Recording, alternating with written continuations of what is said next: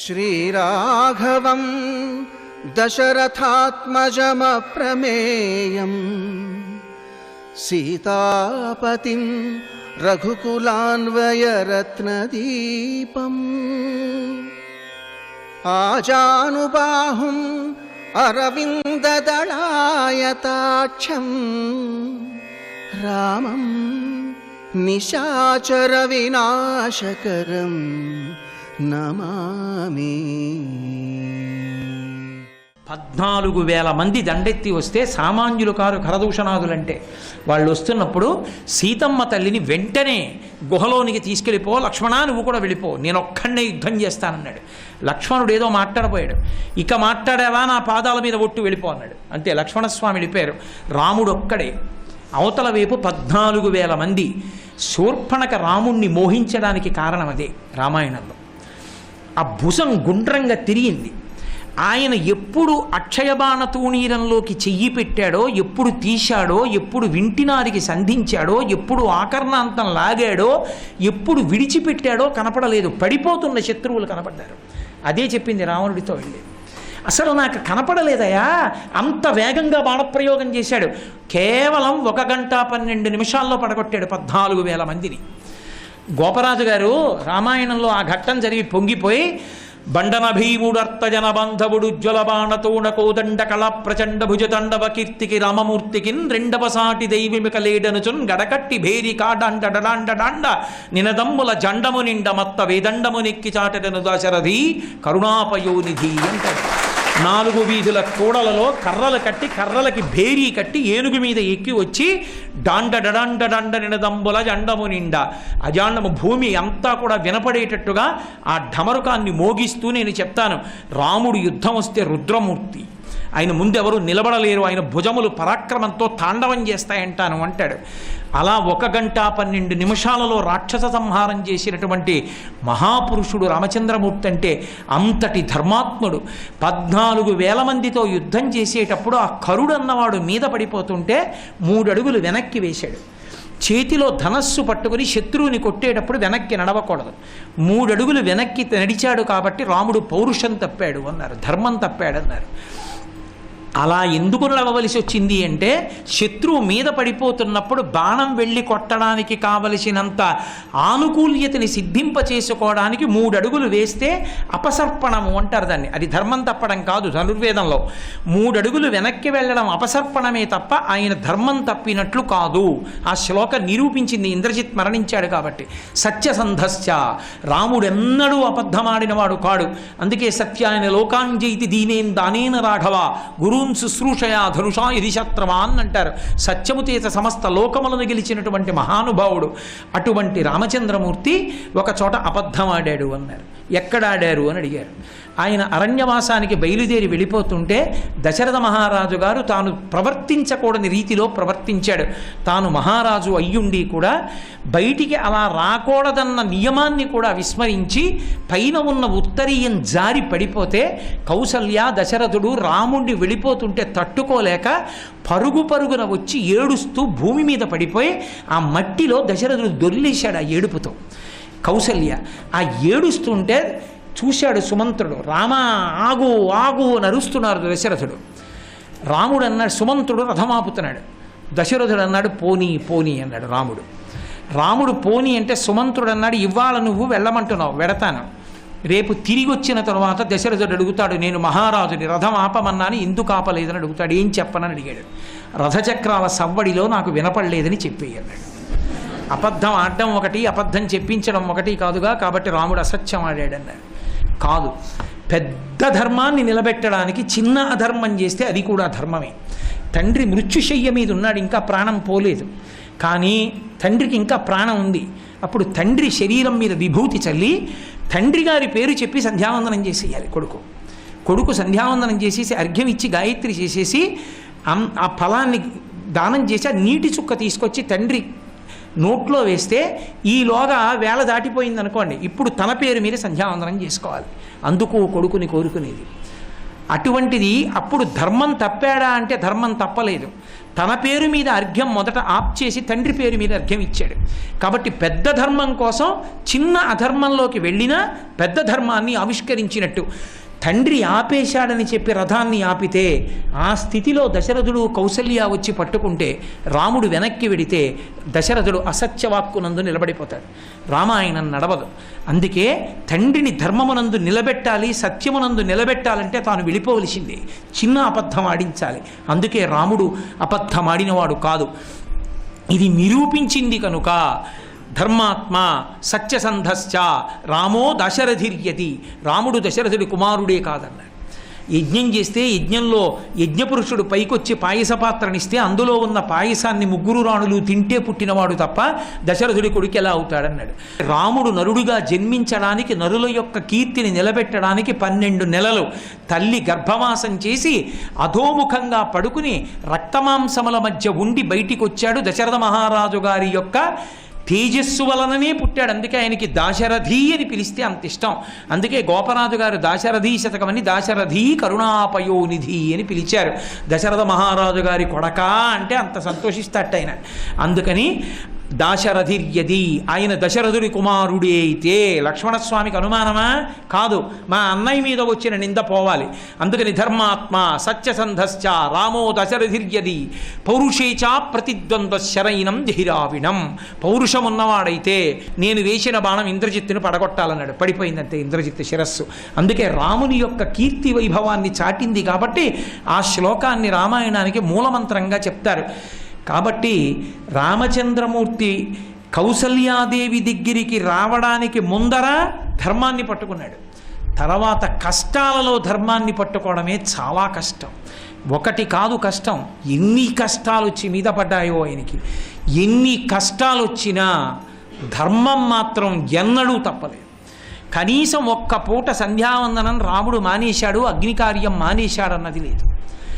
అంత ధార్మికం. ఆఖరికి పర్ణశాల కట్టుకుంటే, అన్నయ్య పర్ణశాలలోకి ఎడదామంటే కర్తవ్యే వాస్తుశవనం సౌమిత్రే చిరజీవిభి అంటాడు. 10 కాలాలు బతకాలనుకుంటే వాస్తు పూజ చెయ్యాలి రా లక్ష్మణ అంటాడు. అందుకే ఆంజనేయ స్వామి సుందరకాండలో యజుర్వేద వినీతశ్చ వేద విద్భిస్సుభూజిత ధనుర్వేదే చ వేదేషు వేదాంగేషు చ నిష్ఠిత అంటారు. యజుర్వేదం బాగా తెలుసున్నవాడు. యజుర్వేదంలో ఎలా చెప్పారో అలాగే అన్నిటినీ అనుష్ఠానం చేస్తాడు. యజ్ అంటే ఆరాధించుట, వేదమంత్రముల చేత ఆరాధన చెయ్యడం, యజ్ఞయాగాది క్రతువులు చేయడంలో రాముడు దిట్ట. తేజసాదిత్య సంకాశ క్షమయా పృథివీ సమ బృహస్పతి సమోబుద్ధ్య యశసా వసవో సమ అంటాడు. ఓర్పుకి భూదేవి వంటివాడు, మహానుభావుడు పరాక్రమానికి ఇంద్రుని వంటివాడు, బుద్ధిలో బృహస్పతి వంటివాడు. అటువంటి వాడమ్మా నీ భర్త రామచంద్రమూర్తి అంటారు. రాముడి జీవితం అంతా ధర్మమే. రక్షిత జీవలోకస్య ధర్మస్య పరిరక్షిత, రక్షిత స్వస్య ధర్మస్య స్వజనస్య చ రక్షిత. ఆయన జీవలోకానికి అంతటికీ ధర్మాన్ని రక్షిస్తాడు, తన ధర్మాన్ని తాను రక్షించుకుంటాడు. అంతటి మహానుభావుడు రామచంద్రమూర్తిది ఎంత ధర్మమో సీతమ్మది అంత ధర్మం. ఇప్పుడు నేను సీతమ్మ ధర్మానుష్ఠానం. కానీ చిత్రం ఏమిటంటే సీతారాముల జీవితంలో ఒక్క విషయాన్ని గమనించాలి మీరు. తల్లి చెప్పింది అన్న మాట రాముడి జీవితంలో కష్టాలలో కూడా ధర్మాన్ని పట్టుకోవడానికి ఎంత ప్రబలమైన ఉత్సాహాన్ని ఇచ్చిందో, సీతమ్మ తల్లి జీవితంలో కూడా కష్టాలు పడినప్పుడు తట్టుకోవడానికి, ధర్మమునందు నిలబడడానికి కారణం తల్లి చెప్పిన మాట. అందుకే కూతురు చెడుగైన మాత తప్పు, కొడుకు చెడుగైనతో తండ్రి తప్పు. కొడుక్కి ధర్మం తల్లి నేర్పింది, దశరథుడు నేర్పాడు, గురువులు నేర్పారు. సీతమ్మ దగ్గరికి వచ్చేటప్పటికీ అనసూయమ్మ అడిగింది, నీకింత ధర్మం ఎక్కడి నుంచి వచ్చింది? భర్త కోసమని చెప్పి భర్త తండ్రి మాటని సత్యం చేయడానికి ఇన్ని కష్టాలు అనుభవించడానికి అరణ్యవాసానికి వచ్చావే, ఎందుకండి మీకు ఈ పనికి మాలిన పనులను ఒక్క మాట అనలేదే? ఇంత గొప్పగా భర్తని అనుగమించాలన్న విషయాలు నీకు ఎలా తెలిసాయని అడిగింది. ఆవిడ ఒక మాట చెప్పింది, పాణిప్రదాన కాలేచ యత్పురాత్యగ్ని సన్నిధౌ అనుశిష్టా జనన్యాస్మి వాక్యం తదపి మే ధృతం. అయోధ్యకాండ. అమ్మా ఇది నా బుద్ధి కాదు. పాణిప్రదాన కాలేచ, ఆఖరికి మా అమ్మగారు నా పాణిప్రదానం చేస్తున్నప్పుడు కూడా, నా చెయ్యి రాముడి చేతిలో పెడుతున్నప్పుడు కూడా భర్తని ఎలా అనుగమించాలో, కష్టసుఖాలలో భర్తతో కలిసి ఎలా ఉండాలో నాకు నేర్పిందమ్మా. నా తల్లి నేర్పిన సంస్కారమే ఇవాళ రాముడితో ఇంత సంతోషంగా తిరగడానికి కారణమైంది అని ఆవిడ చెప్పుకోవడం కాదు. సుమంత్రుడు చూశాడు సీతమ్మ ఎలా ఉంది ఆ అరణ్యంలో అని. ఏదో భర్త తండ్రి మాట కోసమని రాజ్యం విడిచిపెట్టి వచ్చేసాడు, ఎక్కడో అరణ్యాల్లో పడుకోవడం, పులుల అరుపులు కాదు. కౌసల్య అడిగింది, నా కోడలు ఎలా ఉందని అడిగింది. అడిగితే ఆయన చెప్పిన శ్లోకం అద్భుతం. బాలేన రమతే సీతా బాలచంద్ర నిభానన రామా రామే హ్యదీనాత్మ విజనేపి వనేసతి అన్నాడు. ఓ చిన్న పిల్ల పక్కన తండ్రి ఉన్నాడు అనుకోండి, అది ప్రమాదకరమైన ప్రదేశం, పుట్టలు అవి ఉన్నా నాన్నగారు ఉన్నారని ఎలా ఆడేసుకుంటుందో అలా అయోధ్య పట్టణంలో ఉన్నప్పుడు ఎంత సంతోషంగా ఆడుకుందో అరణ్యంలో రాముడు ఉన్నాడని అలా ఆడుకుంది తప్ప ఆవిడికి రాముడు ఉంటే సంతోషం. అందుకే మహాతల్లిని రాముడు సీత ఎందుకు అరణ్యవాసానికి అంటే ఓ మాట చెప్తుంది. నాకు ఎంత ఇష్టం ఆ శ్లోకం అంటే. నా తంత్రీ వజ్జతే వీణా నాచక్రో వర్తతే రథ నాపతి సుఖమే దేత యస్యాదపి శతాత్మజ అంటుంది. లోకంలో వీణ తీగని గోటితో పెనగుతారు, ఆ వీణ తీగ పెనగుతుంది, పెనగబడి అందులోంచి అవ్యక్త మధుర ధ్వనులు వస్తాయి. కానీ వీణ మోగుతోందంటారు తప్ప వీణ తీగ పెనగబడిందనరు. రథచక్రాలు ముళ్ళ మీద రాళ్ల మీద విడుతూ దెబ్బలు తింటాయి, అడ్డుకర్రలు వేస్తారు, కానీ రథచక్రాలు ఎడుతున్నాయి అనరు, రథం ఎడుతోందంటారు. భర్త కీర్తి సంపాదించుకోవడానికి ఎంత కష్టపడ్డాడో పరమేశ్వరుడికి తెలుసు, ఆయనకి తెలుసు.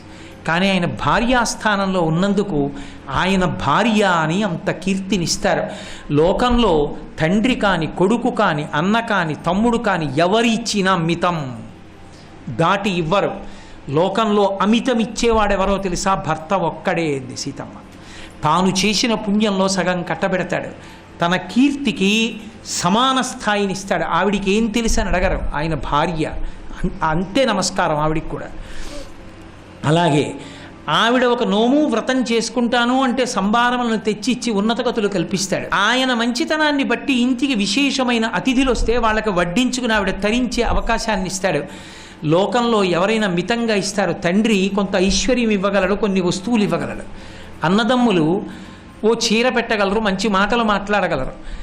ఉన్నత లోకాలు కూడా వెళ్ళడానికి వీలైనటువంటి పుణ్యాన్ని సముపార్జించి పెట్టి తన పుణ్యంలో సగభాగం ఇచ్చేవాడు భర్త ఒక్కడే. తన కడుపున ధార్మికమైన సంతానం పుట్టి అమ్మా అని పిలిపించుకునే అదృష్టాన్ని కల్పించేవాడు భర్త ఒక్కడే. తన ఇద్దరూ పెద్దవాళ్ళు అయిన తరువాత నేనో అదో అని తన గురించి బెంగ పెట్టుకుని ఏర్పాట్లు చేసేవాడు భర్త ఒక్కడే. అందుకే భర్త ఇచ్చినది అమితం, ఎవరిచ్చినా మితం. అటువంటి భర్త ధూర్తుడైనా గౌరవిస్తారమ్మా. ఇంత సుగుణాభిరాముడైన నా భర్తని గౌరవించడం పెద్ద గొప్ప తల్లి అని అడిగింది అనసూయమ్మని సీతమ్మ. అటువంటి సీతారాములు రామాయణ దాంపత్యాల్లో సీతారాముల దాంపత్యం లాంటి దాంపత్యం లేదు. ఇద్దరూ పరమధర్మమే. ధర్మం తప్ప ఇంకోటి అక్కర్లేదు. అందుకే రావణుడితో అంటుంది, అసందేశాత్తు రామశ్చా తపసశ్చానుపాలనాత్ నత్వాం కుర్మి దశగ్రీవ భస్మార్హి తేజస అంటుంది. నేను నరకాంతని, నా భర్త రక్షించాలి, అందుకు నూరుకున్నాను, లేకపోతే నా తపశ్శక్తితో నిన్ను భస్మం కింద మార్చేద్దురు రావణ, జాగ్రత్త అంటుంది. అంత ధర్మాన్ని పాటించింది మహాతల్లి. సీతారాములిద్దరూ ధర్మం, ఆ ధర్మాన్ని పట్టుకున్నారు కాబట్టే యుగం దాటిపోయిన ఆ రామనామం తారకనామం అయింది. హరునకు విభీషణున కద్రిజకున్ తిరుమంత్రరాజమై కరిగి నహల్యకున్ ద్రుపదకన్యకు నార్తి హరించు చుట్టమై బరగిన ఎట్టిని పతితపావన నామము నాదు జిహ్వపై నిరంతరము నటింపచేయుమి కదా శరరీ కరుణాపయోనిధి అని కోరుకున్నారు. అటువంటి సీతారాములు ఎక్కడైనా విష్ణువాలయానికి వెడితే లోపల ఉన్న మూర్తి ఎవరో అడగం, విష్ణువాలయం అంటాం. విష్ణువాలయమే అయినా రామాలయానికి వెడితే మాత్రం విష్ణువాలయం అనం, రామాలయం అంటాం. లోకంలో ఎవరినైనా ఏదో అమ్మ అని కానీ తల్లి అని కానీ అంటాం. ఎంత ప్రేమో నరజాతికి. అద్దున ప్రత్యేకించి ఆంధ్రదేశంలో సీతమ్మ తల్లి అంటారు. సీతమ్మ తల్లి అంటారు. సీతమ్మ అంటే ప్రేమ తీరదు, సీత తల్లి అనరు, సీతమ్మ తల్లి. ఎంత ప్రేమో. ప్రత్యేకించి నా స్వామి ఎడమతొడ మీద తల్లిని కూర్చుంటే శంకరులంతటి వారు పరవశించిపోయి వామాంకస్థిత జానకీ పరిల సత్కోదండ దండంకరే చక్రంచోద్భకరేణ బాహుయుగలే శంఖం చరం దక్షిణే బిభ్రాణం జలజాత పత్రనయనం భద్రాద్రిముద్రిస్థితం కేయూరాది విభూషితం రఘుపతిం సౌమిత్రియుక్తం భజే అంటారు. కాబట్టి రాముడు ధర్మాన్ని పట్టుకున్నాడు, సీతమ్మ ధర్మాన్ని పట్టుకుంది. వాళ్ళిద్దరే కాదు, పేర్లు మిగిలిపోయింది. ఎప్పటికీ నరజాతి ఉన్నంత వరకు దశరథుడు, కౌసల్య, సుమిత్ర, కైకేయి, స్వామి హనుమ, జటాయువు దగ్గర నుంచి ఋషులు, శరభంగుడు, వశిష్ఠుడు, విశ్వామిత్రుడు, వాల్మీకి మహర్షి, ఆఖరికి ప్రతినాయకుడైనటువంటి రావణాసురుడు, కుంభకర్ణుడి దగ్గర నుంచి విభీషణుడి వరకు అందరూ ప్రస్తావింపబడుతున్నారు. ఆ ధర్మమే మనిషిని ఉద్ధరిస్తుంది. ఆ ధర్మాన్ని పట్టుకుంటే కేవలం నువ్వు కాదు, నిన్ను కన్న మేము, నీతో ఉన్నవాళ్ళు అందరూ తరిస్తారు. కాబట్టి ధర్మస్త్వామభిరక్షతు, నువ్వు పట్టుకున్న ధర్మమే నీకు శ్రీరామ రక్ష, నిన్ను కాపాడుతుంది. రామా, ధర్మాన్ని వదిలిపెట్టకు. నువ్వు ఏ ధర్మాన్ని ఇన్నాళ్ళు పట్టుకున్నావో ధృత్యాచ నియమేనచ, అదే ధర్మాన్ని పట్టుకో, నిన్ను కాపాడుతుందంది కౌసల్య. ఆ శ్లోకాన్ని మనం జ్ఞాపకం చేసుకుంటే ఎప్పుడైనా అడ్డదారి తొక్కవలసి వస్తే ఒక్కసారి ఆ శ్లోకం గుర్తొచ్చిందనుకోండి, యం పాలయసి ధర్మం త్వం ధృత్యాచ నియమేనచ సవై రాఘవశార్దూలా ధర్మస్త్వామభిరక్షతు. ఆ ధర్మాన్ని పట్టుకుంటే రామా నిన్ను ధర్మం కాపాడుతుందన్న మాట మనకి స్ఫురణలోకి వస్తే, కౌసల్య ఆశీర్వచనం తర్వాత రామాయణం, కౌసల్య ఆశీర్వచనానికి ముందు రామాయణం. ధర్మం అంతా అందులోకి ఒదిగిపోయి ధర్మమునందు అనురక్తి పెరుగుతుంది. అందుకే ఈ శ్లోకం ప్రత్యేకించి ఎవరికి తెలిసి ఉండాలంటారంటే, ప్రతి ఇంట రామచంద్రమూర్తి జన్మించాలంటే ఆ సంస్కారం అబ్బాలి అంటే ఈ శ్లోకాన్ని చెప్పి తల్లి అన్నం పెట్టేటప్పుడు కొడుక్కి రామకథ చెప్పాలి. ఇదిరా రాముడంటే, ఇదిరా రాముడి ధర్మం అంటే అని. ఆ గోరుముద్దతో ధర్మం నాటుకున్న పిల్లలు మళ్ళీ రామచంద్రమూర్తులు అవుతారు, రామరాజ్యం వస్తుంది. ఇవాళ రామరాజ్యం తేగలిగిన వాళ్ళంటూ ఉంటే నా దృష్టిలో ఒక్కళ్ళే, ఆడవాళ్ళు ఒక్కళ్ళే తేగలరు. మళ్ళీ ఎందుకో తెలుసా, లోకమంతా ఏం చెప్పనివ్వండి, చిన్నతనంలో తల్లి ఏం చెప్పిందో దాన్నే బిడ్డడు ఒప్పుకుంటాడు. అమ్మ బొట్టు ఎందుకు పెట్టుకోవాలో చెప్పి ఎంతో సంతోషంగా బొట్టు పెట్టి పంపించింది అనుకోండి, ఈ బొట్టు ఎందుకు పెట్టుకున్నా, మా అమ్మ పెట్టుకోమంది నా ఇష్టం అంటాడు. వాడు ఒప్పుకోడు బొట్టు చెరుపుకోవడానికి. అమ్మే బొట్టు పెట్టడానికి సిగ్గుపడి బొట్టు ఏమిట్రా అందనుకోండి, నిజంగా ఎవరైనా పెట్టుకోమన్నా వాడు పెట్టుకోడు. ఒక శివాజీ తయారయ్యాడంటే జీజీబాయి కారణం, ఒక అబ్దుల్ కలాం గారు తయారయ్యారంటే వాళ్ళ తల్లిగారు కారణం. ఎక్కడ ఏ మహాత్ముడు తయారైనా తల్లి మాటలు ప్రధానమవుతాయి. సంస్కారం అందేది తల్లి వలననే అందుతాయి. ఒక శంకర భగవత్పాదాచార్య స్వామి ఈ జాతికి అందారంటే తల్లి ఆర్యాంబ సన్యాసానికి ఇచ్చిన అనుమతి కారణం. ఆ తల్లియే రమణ మహర్షి అంత గొప్పవారు అయ్యారు అంటే ఏ తల్లి కన్న కడుపు అంటాం. ఆ అళగమ్మ గారి పేరు మీద ప్రతిష్ఠితమైనటువంటి శివాలయాన్ని చూసినప్పుడు రమణ మహర్షి ఎప్పుడు శాశ్వతంగా మనకి సశరీరులై దర్శనమిస్తూ కనపడుతూనే ఉంటారు. అందుకే తల్లి చిన్నతనంలో ఏ మాటలు చెప్పిందో ఆ మాటలు పిల్లలకి నాటుకుంటాయి. సంస్కారము అందించడానికి శ్రీరామాయణంలో ఆర్షవాక్కు ఆప్తవాక్కు అయి రాముడి యొక్క ధర్మాన్ని ప్రకాశింపచేసి రాముడు ధర్మాత్ముడవడానికి, ధర్మములో ఎక్కడా వైక్లభ్యం పొందకుండా ఉంచుకోవడానికి తల్లి యొక్క ఆశీర్వచన రూపంలో ఉన్నటువంటి ఈ శ్లోకం అత్యంత ప్రధానమైన శ్లోకంగా పెద్దలు భావన చేస్తారు.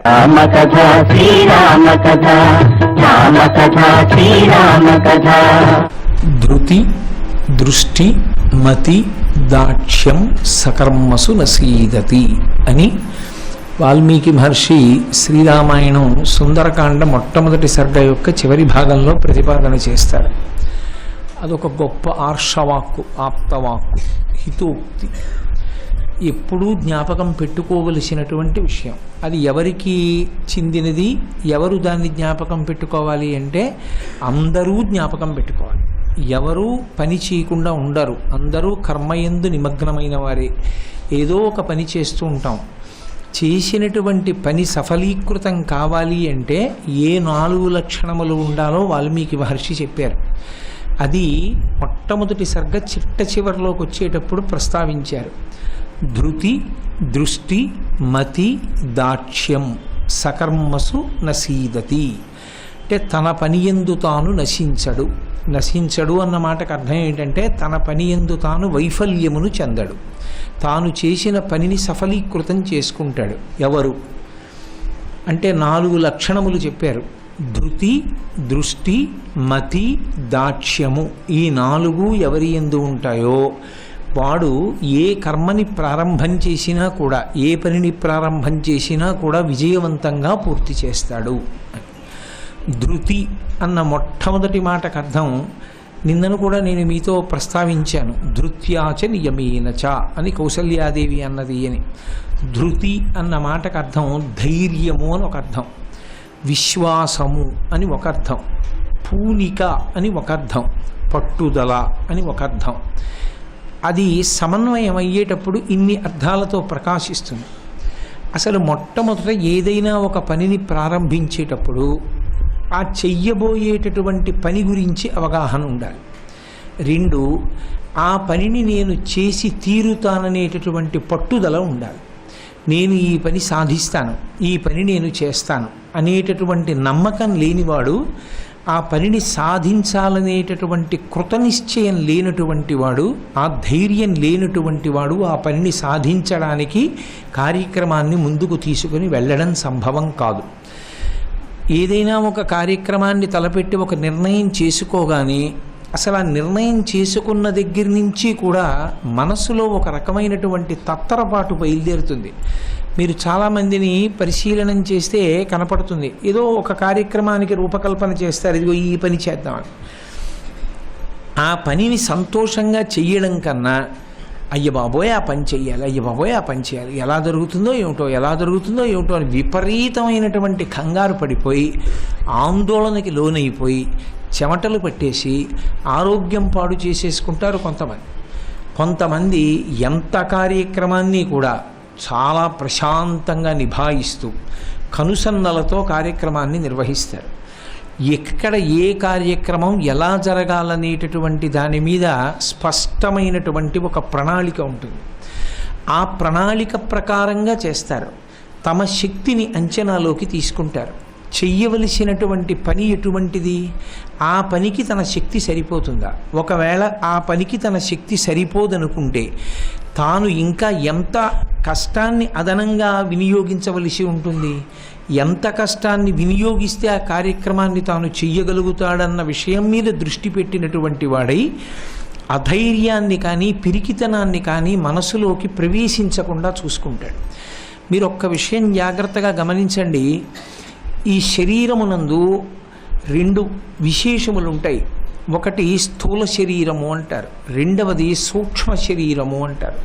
స్థూల శరీరము ఎంత ఆరోగ్యంగా ఉండనివ్వండి, సూక్ష్మ శరీరము ఆరోగ్యంగా లేకపోతే స్థూల శరీరం యొక్క ప్రయోజనం ఉండదు.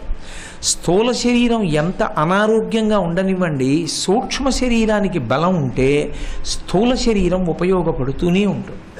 స్థూల శరీరం అంటే జ్ఞానేంద్రియ కర్మేంద్రియ సంఘాతం. ఈ కాళ్ళు చేతులు కళ్ళు ముక్కు చెవులు నోరు వీటన్నిటినీ కలిపి స్థూల శరీరం అంటారు. సూక్ష్మ శరీరం అంటే ప్రధానమైనది మనస్సు. నా శరీరంలో నా కంటి వెనక ఉన్నటువంటి రెటీనాని నేను చూడాలి అనుకుంటే డాక్టర్ గారు నాకు చూపిస్తారు తెర మీద, ఇదిగో మీకు రెటీనా ఇలా ఉందని. నా గుండె కవాటాలని నేను చూసుకోవాలి అనుకుంటే చూసుకోవచ్చు. నా మనసుని చూపించండి అని నేను అడిగాను అనుకోండి, ఎవ్వరూ చూపించలేరు. కానీ ఆ మనస్సే ఈ శరీరాన్నంతటినీ కూడా నడిపిస్తుంటుంది. కాదు నిజం చెప్పాలి అంటే మన ఏవ మనుష్యాణం కారణం బంధమోక్షయోహో అంటాడు గీతాచార్యుడు.